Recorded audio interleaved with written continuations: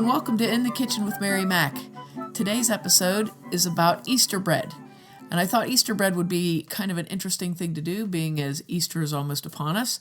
And I thought it would also be a kind of a simple thing to do. However, I found out there are like a billion kinds of Easter bread. So I narrowed it down to, I found a recipe that was very similar to what I am familiar with in Western Pennsylvania. And I talked to a few people about their ethnic, what would you say? Backgrounds? Heritage? Traditional Easter bread recipes. So what I came up with is everybody does kind of whatever they want with a basic base that's the same. Okay? That's pretty much what I found out. Now this really honestly was not a difficult thing to make. And I, of course, had to, it is correct to the recipes that I have found, but I simplified it a little bit by using my white bread mix for the foundation of the recipe. So that makes it a little bit easier. And I have a plain old white bread mix that's available on my website, marymacpodcast.com/store. And you can pick that up and use that if you want to, or you can use any good base white bread that you like to use yourself. I also am going to be putting up the recipe that I found online, and I'll explain this to you as I go through the podcast. We have a relative that used to give us, this is so funny when I think about it, well, we would cut a Christmas tree off of their property every year, so that would be in like early December, and she would give us a loaf of Easter bread, which had probably been in her freezer from the previous Easter. But it was always good, okay? And I remember what it tastes like, and I always enjoyed it. And then when I started looking at Easter bread recipes, I thought, none of these are like her Easter bread. I have another friend whose ethnic heritage is Scandinavian, and she has given me Easter bread before, and it's very different from what I had. And I found that, I found the background of that recipe, which is a Slovenian sort of recipe. So I'm going to kind of just go through the ones that I found with different ingredients, and then I'll tell you about mine. So first of all, Italian, of course, is the Easter bread everyone thinks of. I think around the holidays, the one that you would picture in your mind would either be the Italian or the Greek version.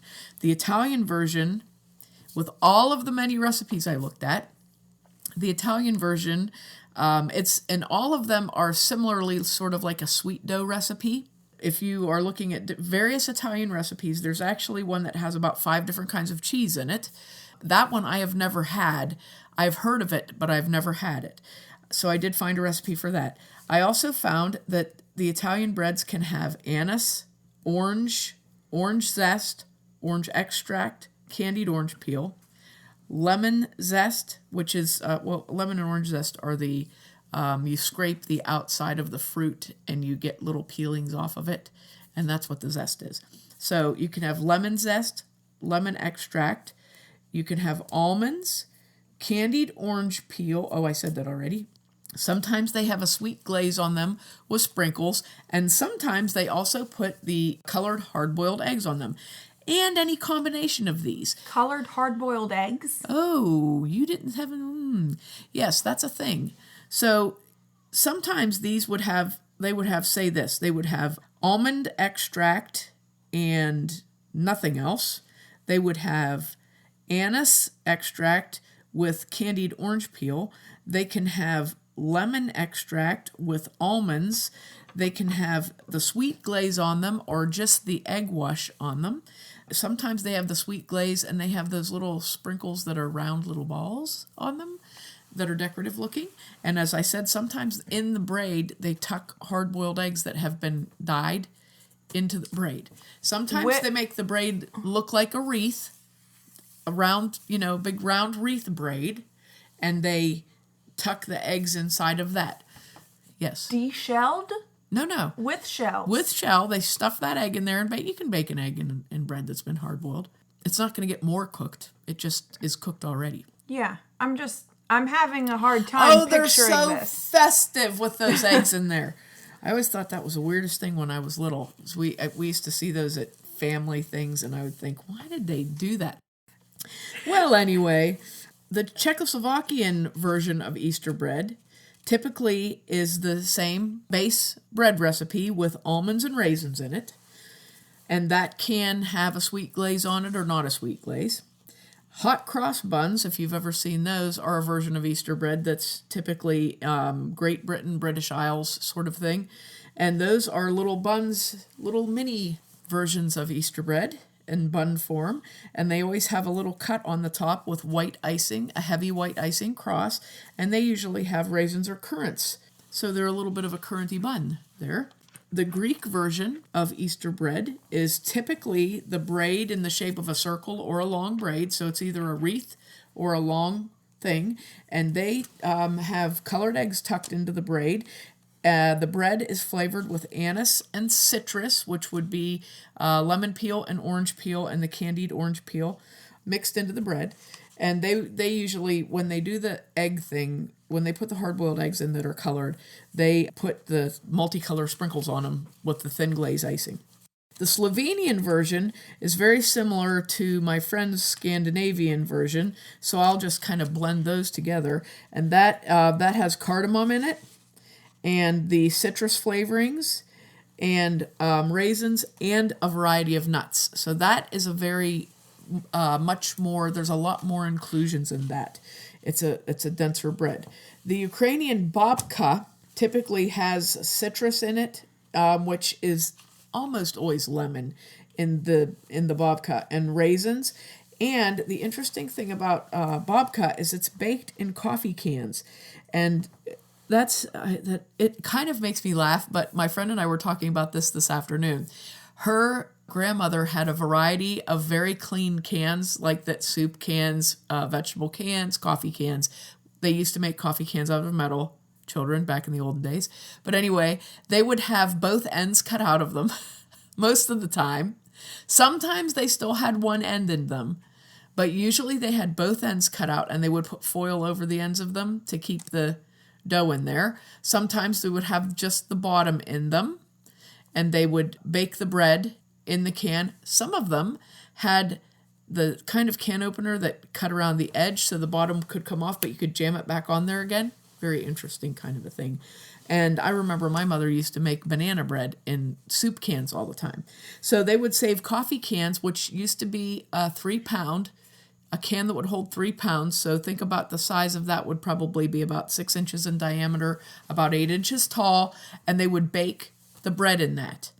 Now, they could also use little coffee cans. As my friend told me, her grandmother had a variety of sizes. So they also had a 1-pound coffee can that you could do them in and make a small loaf. But that was a traditional thing that they did. They baked it in the coffee cans. The Polish Easter bread typically has citrus flavoring with almonds and or anise, or just the flavoring, just the citrus flavoring, or just the anise in it and not almonds. Oddly enough, the Ukrainian recipe that I'm using is called Paska, or Paska, which is Easter. Paska is the translation for Easter? Yes, it's the word for Easter. I couldn't think of what that word was. Yes, so that's Easter, and that is a little bit different than the babka, because they're two different things, but they're kind of the same, And that's the one that I'm more familiar with, which is funny. I mean, although in Western Pennsylvania, because of the steel industry that dominated here for so long, there are so many ethnicities in this one area, and they call it the Rust Belt. It runs from Pittsburgh to Cleveland, largely because of the steel industry. And within this part of the country, there's so many different ethnicities that have just become blended together like a big melting pot. So people's ingredients jump from one to another, and you might have liked how somebody did something and put it into yours, and that became your tradition. So it's kind of hard to sort these all out. But what I remember from having Easter breads from people, that it was just like regular bread, but a little bit more special, So that's what this Easter Paska recipe that I found in a very old cookbook from 1974. It's called the Three Rivers Cookbook, Volume 1. And this recipe was from the St. Vladimir Ukrainian Orthodox Church in Pittsburgh. I'm going to trust them that this is a good recipe. but I thought it was pretty good. And basically, it's like I said, it's a sweet dough. There's more sugar than you normally put in your bread. There's eggs that you probably don't usually put eggs in your bread, and there's eggs in there, and there's it's just a little bit more different. Yeah, milk instead of just plain water. So it's just a little bit, richer. Spruced up, yes, and it's a little bit richer than normal bread. So what I did, I took my plain old white bread recipe.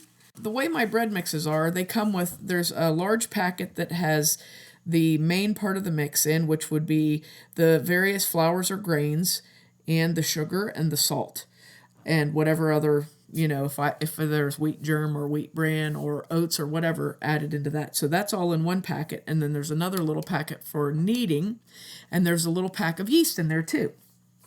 So when you make my bread mix, what you do is you open up the large pack of flour and you add the yeast right into that and blend it up, and then you put in water and oil, all right? So what I did to make this loaf of bread, this Easter braid that I made, I took my normal white bread mix and put it into the bowl and put the yeast and mixed it in with the flour, and then I took a cup of milk, which is what the recipe calls for, a cup of water. So instead of water, I replaced that with milk, 2% milk. And then I took, it calls also for 2.5 tablespoons of oil.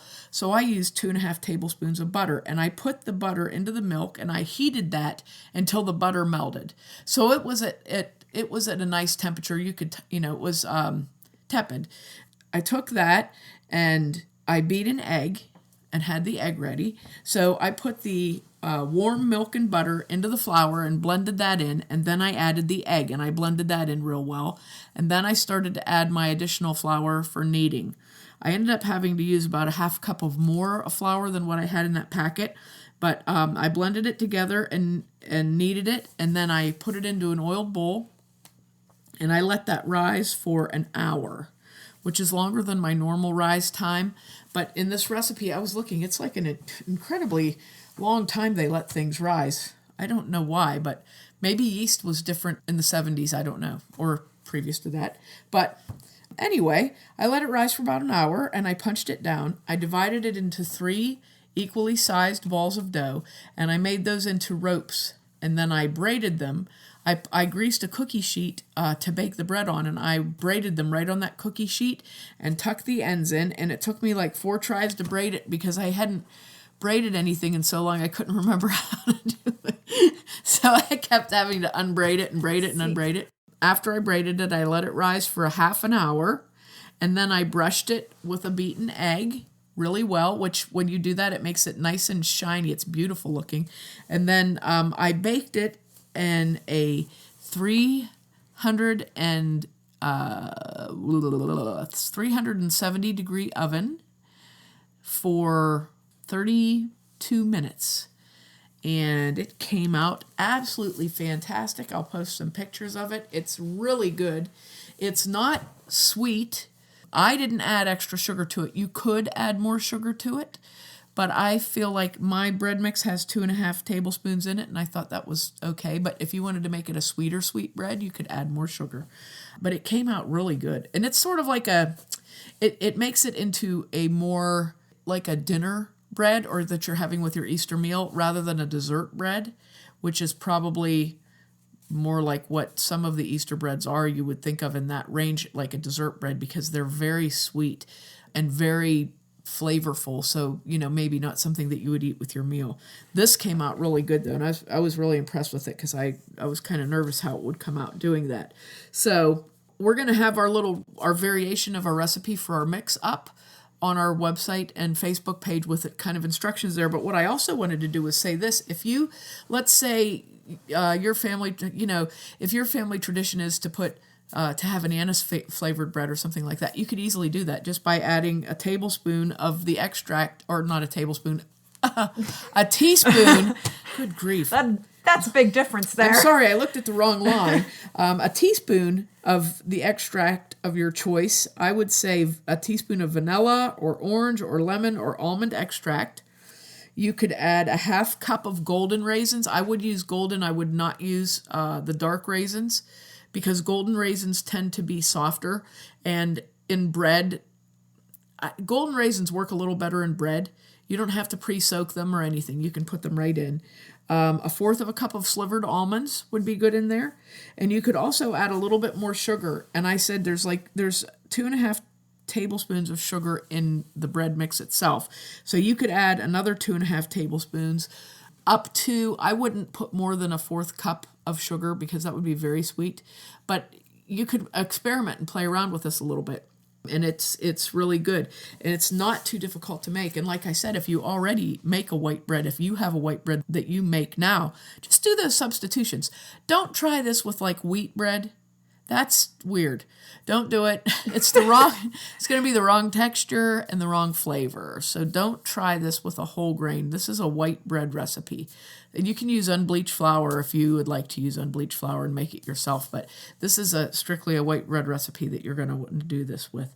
So we'll have the pictures up. I took pictures of each step of the process to make a nice example for you. And then we're going to put up the Easter Paska recipe that I found in the Three Rivers Cookbook. Makes 4 small loaves, but let me tell you something, people. They're using 10 or 11 cups of flour. That's a big loaf of bread. I don't know what small... I wonder how big their big loaves were if that's a small loaf, because that's going to be a big loaf. So we'll be posting that recipe just because it's really interesting and cool. And we're going to post our variations. But it wasn't difficult at all. So if it's something that you want to try, it'd be a fun thing to do on a rainy day. You can order Mary Mac white bread mixes off of our website, like I said, marymacpodcast.com/store. And they're very, I think they're pretty reasonably priced. And, you get everything is included except the liquid ingredients. So that makes it really nice for you. They'll work in a bread machine or a bowl, designed to work in a bowl. Very simple. Even people that can't bake at all can do them. I have many testimonials from people that totally are unable to bake and they could make those mixes. So give them a try and let me know what you think. Be sure to check us out on social media at Mary Mac Bakehouse on Facebook, Mary Mac Bakehouse on Instagram, Mary Mac Mixes on Twitter, www.marymacpodcast.com, and that has links to everywhere else as well. And the whole website has recently been redone, so you'll have to check out that as well. Thanks a lot for listening if you did, and if you didn't, too bad for you. And happy Easter.